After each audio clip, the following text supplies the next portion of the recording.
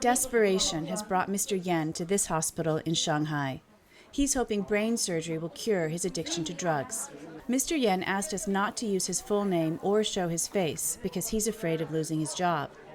He's the first person to undergo deep brain stimulation, or DBS, for methamphetamine addiction in a clinical trial at RUIJIN Hospital. I have this deep craving, and as long as I have money, I go use this stuff. Then I feel that nothing has meaning. If I live this kind of life, it's really meaningless. DBS has long been used for movement disorders like Parkinson's disease and is increasingly being used to treat psychiatric conditions like severe cases of obsessive compulsive disorder or OCD. It's connected to the lead in the patient's brain. The surgery involves implanting a device that works like a pacemaker, using electrodes implanted in the brain to stimulate targeted areas.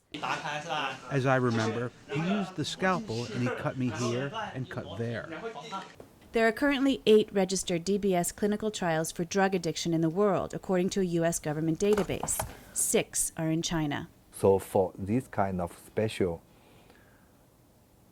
psychiatric disorders, we have to use the human patients to do this study. We want to the DBS will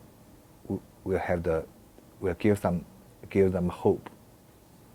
China has been criticized in the past for its handling of drug addiction, including mandatory treatment centers run by the police and using a controversial brain surgery to curb drug use. Chinese researchers say DBS is less risky than the old brain surgeries because, in theory, it's reversible. For the DBS, we know it's somehow equivalent to the ablation therapy, but it's safer.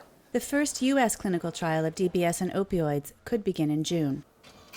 Megan Creed has been studying DBS on mice and says it's a promising option. And I think given the crisis that we have with addiction right now, that the prospect of using DBS for addiction is important and very timely. But Creed says surgery will not treat addiction on its own. I do think that when used in combination with things like cognitive behavioral therapy, other classical treatments for addiction, that it can help patients. It can help them overcome some of that initial craving. China's studies so far have offered mixed results, including a fatal heroin overdose after DBS. For Yan, he says surgery was the only chance to get his life back. 5 months later, he says he feels stronger. My self-control is good. And is still off drugs.